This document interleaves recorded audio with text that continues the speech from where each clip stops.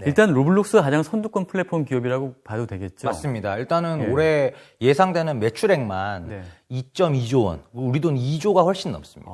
근데 이 기업 같은 경우에 지금 올해 21년도 예상액이 2조 2천억 정도 되는데 2017년도만 하더라도 매출액이 500억이었습니다.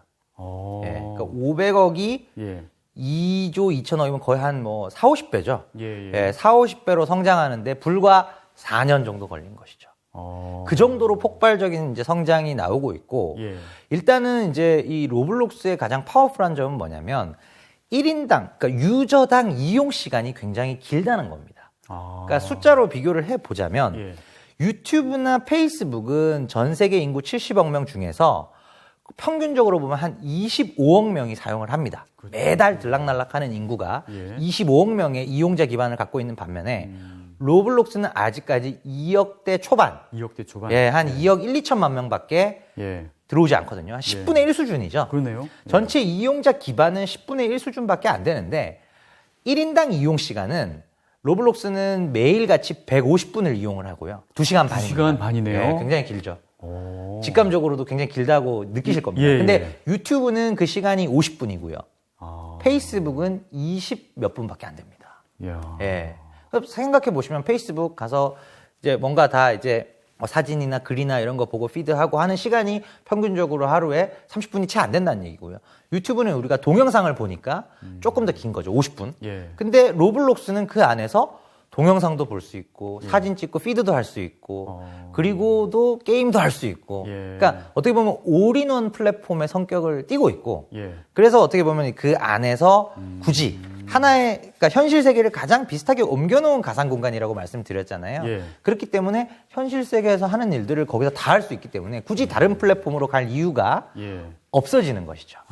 그것 때문에 시간이 길게 나오는 것이고 그러면은 사실 이제 제가 이제 페이스북 같은 경우가 메타버스에 사활을 걸고 있는 이유가 이제 설명이 되실 겁니다.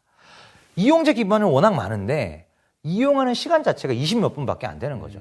근데 이 20 몇 분조차도 이용할 필요가 없어지면 다른 플랫폼에서 대체가 된다면 그럼 페이스북의 존재 가치 자체가 흔들릴 수 있거든요. 그러다 보니까 페이스북의 뭐 저커버그 CEO 같은 경우에 우리는 5년 안에 무조건 메타버스로 풀로 전환하겠다. 이게 아니면 이제 우리 뭐 생존이 걸린 문제다 정도의 강한 기조로 우리는 메타버스로 가겠다라고 하는 거죠. 그러니까 기존의 구독자들을 메타버스 친구로 이제 바꾸겠다라는 그런 거군요. 지금 페이스북을 하는 사람들을 메타버스 페이스북의 그 메타버스 플랫폼 이름이 호라이즌입니다. 그 호라이즌 쪽으로 이제는 상당 부분 넘어오게끔 할 수밖에 없다. 또는 이제 물론 듀얼로 갈 수도 있겠죠. 텍스트 기반이 편한 분들은 이제 페이스북에 남고 뭔가 이제 메타버스 플랫폼이나 이런 쪽에 훨씬 더 특화된 세대들은 이제 메타버스 쪽으로 옮겨가는 그런 류의 방향성에 대한 투자를 계속 하고 있는 겁니다. 근데 로블록스 그 재정 상황을 보니까 그 매년 적자고 맞습니다. 특히 이제 작년 같은 경우에 영업이익이 마이너스 200억 원 정도 되더라고요. 근데 이게 점점 이제 축소가 되면 괜찮은데 더 늘어나더라고요.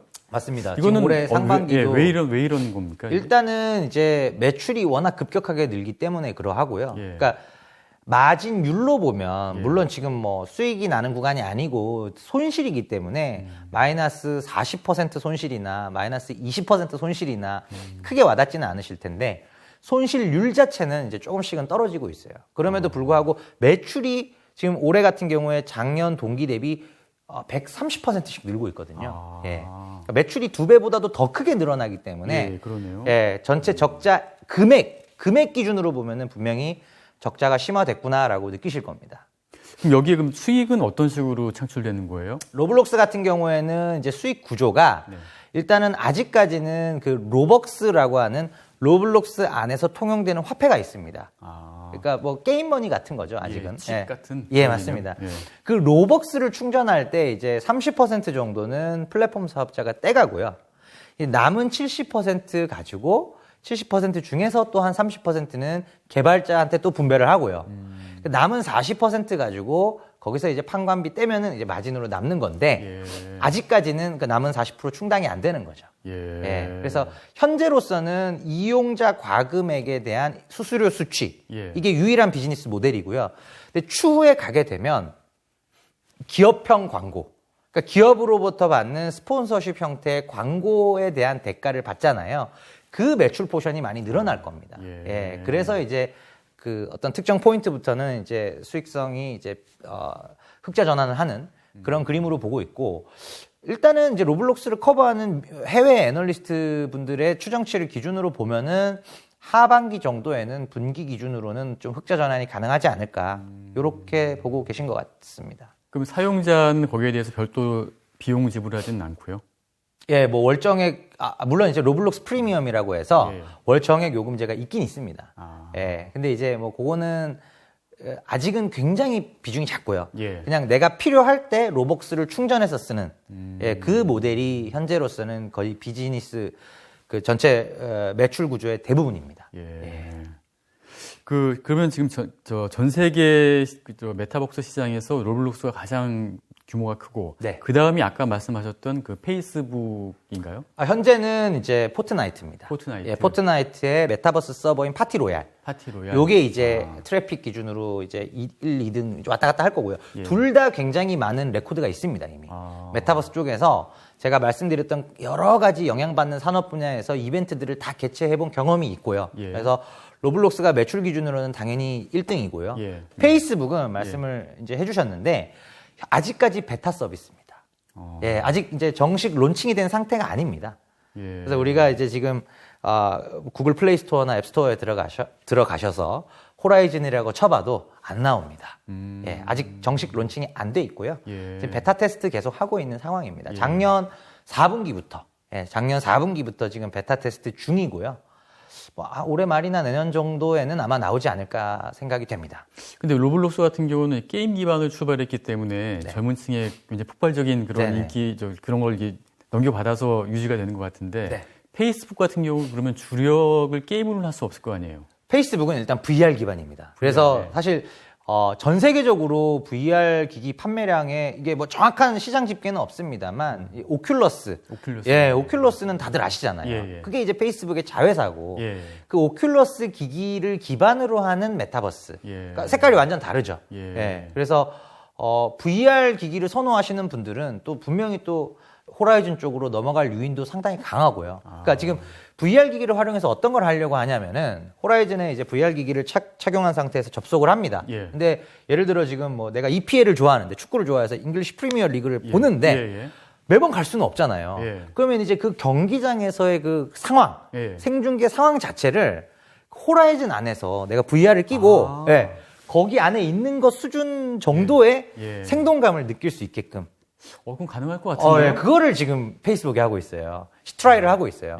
그것 때문에 이제 좀 개발 기간이 좀 길어지는 거고요. 그게 이제 오큘러스 베뉴라고 해서, 그 베뉴가 이제 공연장이라는 뜻이잖아요. 그래서 공연장에서의 생동감을 우리 오큘러스 VR 기기를 통해서 그대로 느끼게 해주겠다. 여러분들이 페이를 한다면.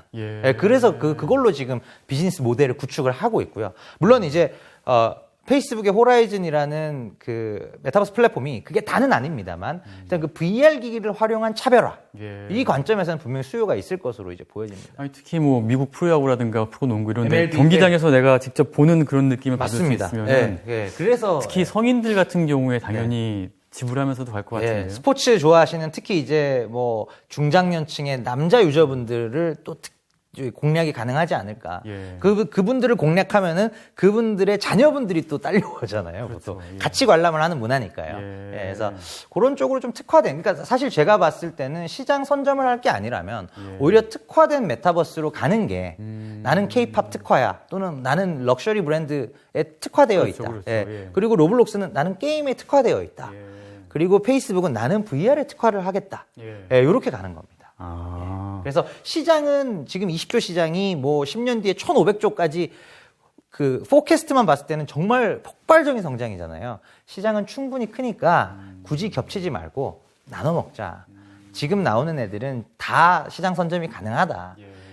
그래서 이제 직접적인 경쟁을 조금 오히려 피하는 구도로 가는 게 아닌가라는 생각이 들 정도로 이제 파이가 기하급수적으로 늘어나는 쪽이죠. 이 메타버스 플랫폼. 지금 설명을 들어보니까 일단 글로벌 시장을 주도하는 기업들은 다 미국 기업들이네요?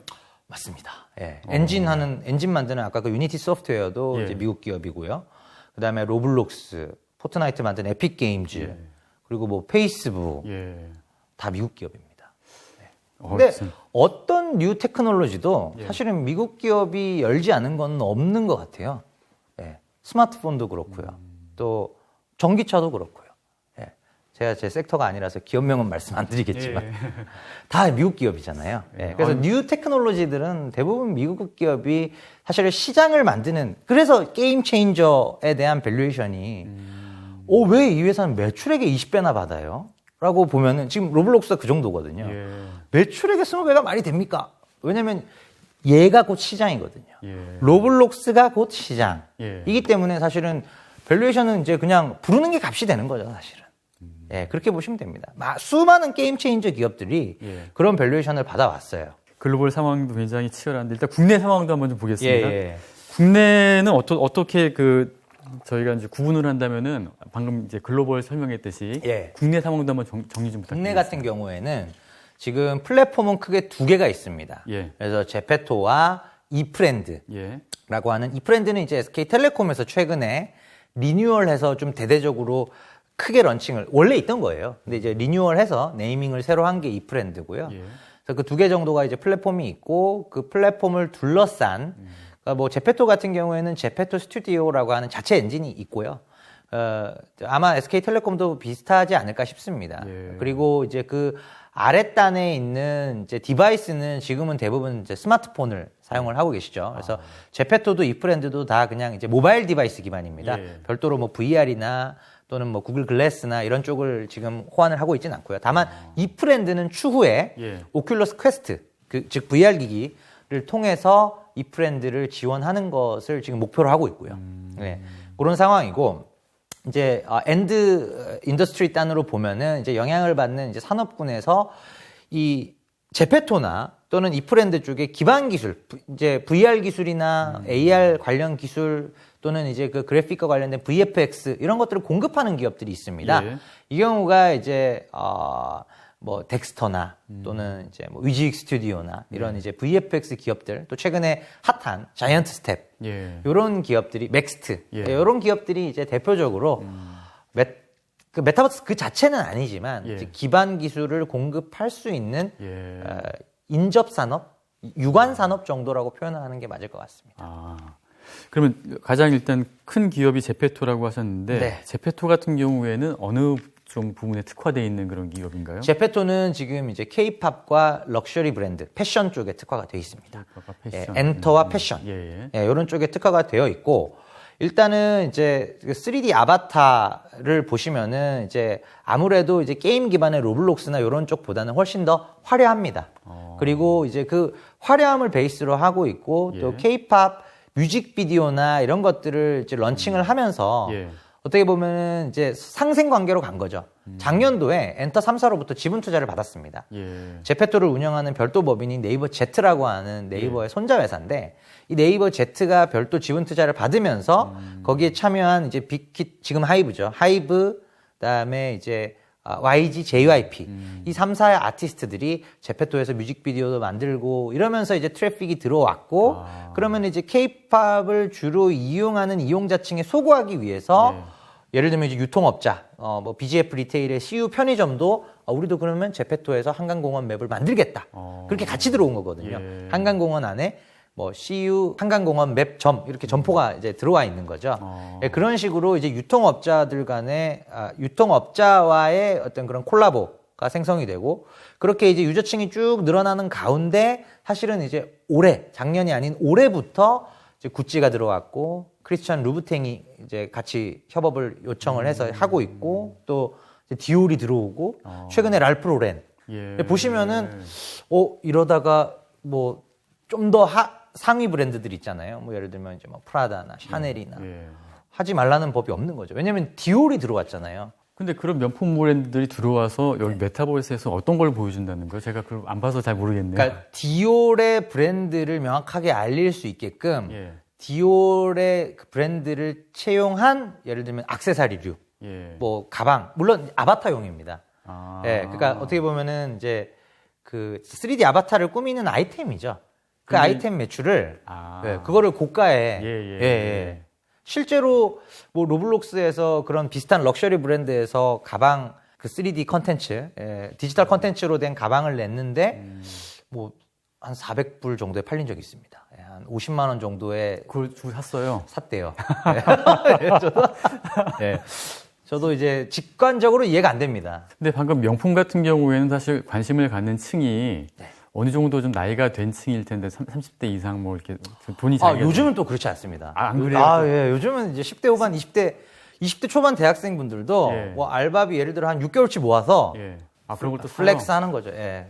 뭐 200만 원짜리, 300만 원짜리. 근데 또 그거 사는 이유도 또 소비를 하기 위한 목적도 있지만 그 샤넬 가방은 또 샤테크라고도 하잖아요. 500 주고 사서 10달치 월급 받아서 500 주고 사서 700에 대파는 거예요. 그거는 봤어요. 근데 실제로 그런 리셀 시장 자체가 저도 이번에 좀 스터디를 하다가 알게 된 건데 시장 규모가 이미 한 40조?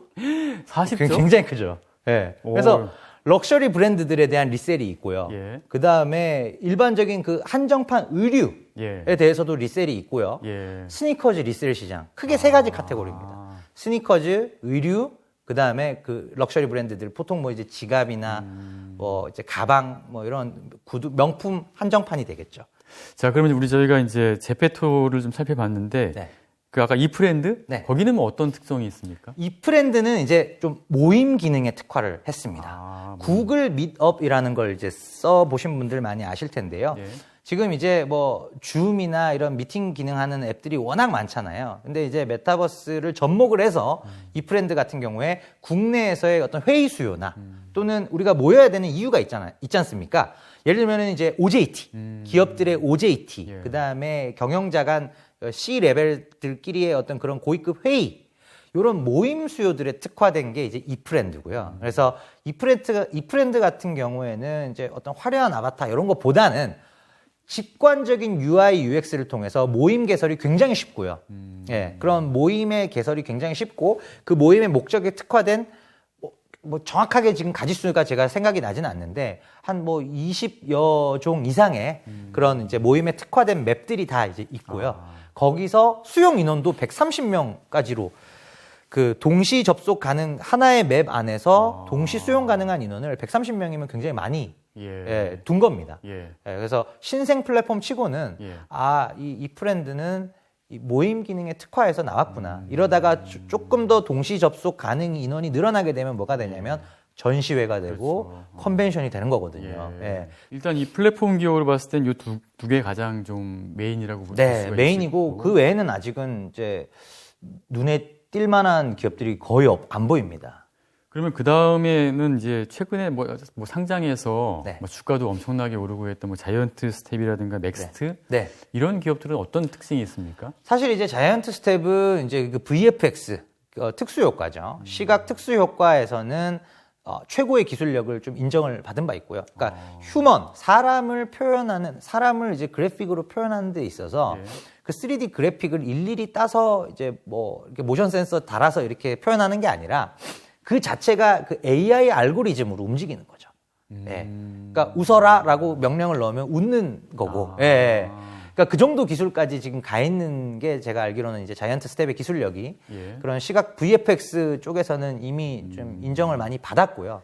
그런 기술을 기반으로 해서 메타버스를 구현하기 위해 필요한 예를 들어서 이제 뭐 제페토 안에서 뭐 블랙핑크 그 아바타화된 블랙핑크의 뮤직비디오를 구동을 시켜야 되는 거잖아요. 그런 부분에서 이제 어떤 엔진이나 기반 기술을 제공하는 기업이 이제 자이언트 스텝이고요. 그럼 여기는 저기 아까 로블록스라든가 뭐 해외 다른 기업한테도 그런 아직까지는 트랙 레코드가 없는 것으로 아직은 이제 국내용이고 지금 이제 자이언트 스텝의 매출의 사실은 거의 80-90% 이상은 메타버스 쪽은 아니고요. 기존의 이제 VFX 시각 특수 효과를 필요로 하는 기업들, 뭐 극장 같은 경우에 이런 그 스크린 X라고 해서 이렇게 쭉 옆으로까지 이렇게 확장되는 스크린들이 있잖아요.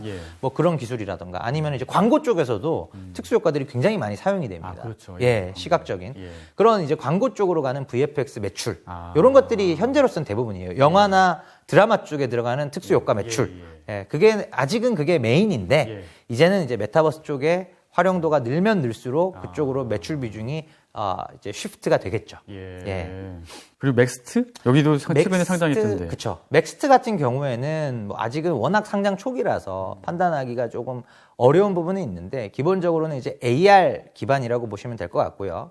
그래서 증강현실에 기반한 이제 그런 소프트웨어 모듈이나 플랫폼을 이제 파는 기업인데 이 회사 같은 경우에는 이제 연매출이 아직은 20억이에요. 그러니까 작년도가 한 20억 정도 됐었을 거고요. 올해 뭐 예상 아무리 높게 예상을 해도 그러니까 매출 볼륨 자체가 아직은 굉장히 작기 때문에 조금 더 트랙 레코드를 보여줄 필요는 있을 것 같습니다.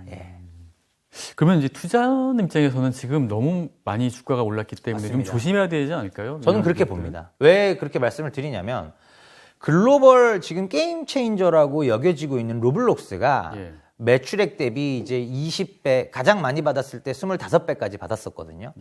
그러면 이제 PSR 기준으로 20배에서 25배 정도가 글로벌 게임 체인저의 밸류에이션입니다. 그러면은 예를 들어 이제 맥스트 같은 경우에는 지금 뭐 보나마나 PSR이 지금 50배가 넘잖아요. 그런 상황이고 국내 기업들 모두 대부분 PSR 이제 20배는 넘어가고 있는 상황이기 때문에 메타버스 사업화 가능성에 대한 기대감으로 글로벌 피어들의 준하는 밸류에이션까지 지금 슈팅이 나왔구나. 이 부분을 분명히 인지를 하셔야 된다는 거예요. 그런 상황에서 그 개별 종목의 특징적인 수급이나 이런 어떤 좀 더 차별적인 정보를 알고 계신 투자자라면 나는 단타의 달인이니까 들어갔다 나오겠다.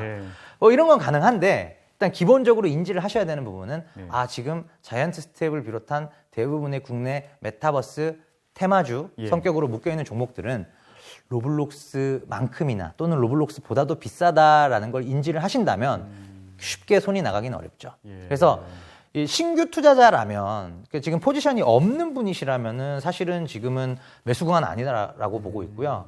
기존에 이제 보유하고 계신 투자자라면 사실 그 경우에도 좀 차익 실현 쪽으로 좀 더 포커싱을 하시는 게 왜냐면은 제가 자이언트 스텝 10만 원 갔을 때 또 메타버스 다른 쪽 얘기긴 하지만 카카오 게임즈 10만 원 갔을 때 펄어비스 다 물어보세요. 지금 이 구간에서는 어떻게 봐야 되느냐.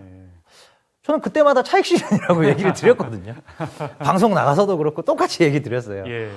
이 차익 실현으로 본다. 이유는 뭐 PER이 게임주인데 60배가 넘는다. 유지될 수 없다. 상식적인 수준에서 말씀을 드리는데 항상 이제 그래서 저는 지금 메타버스 종목들도 게임 체인저가 아니고 메타버스 플랫폼 그 자체가 아닌 상황에서 밸류에이션은 글로벌 게임 체인저만큼 받고 있고 또는 더 받고 있고 이런 부분들을 종합해서 봤을 때 차익 실현이 맞지 않나 그렇게 말씀을 드립니다. 그러면 전략적으로 뭐 어떤 특정 종목을 사는 것보다 뭐 메타버스 ETF라든가 메타버스 뭐 펀드 이런 거 사는 게 잘 모르는 분들한테는 안전할 것 같은데 뭐 그런 상품들도 나와 있나요 지금?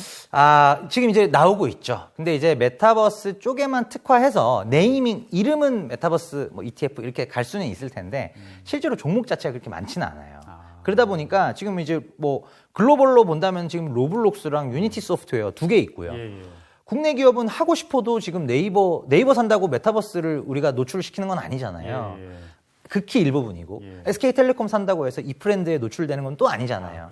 그러다 보니까 오히려 글로벌 게임 체인저 기업들을 적립식으로 모아가는 방법이 제가 봤을 때는 훨씬 나을 것 같습니다.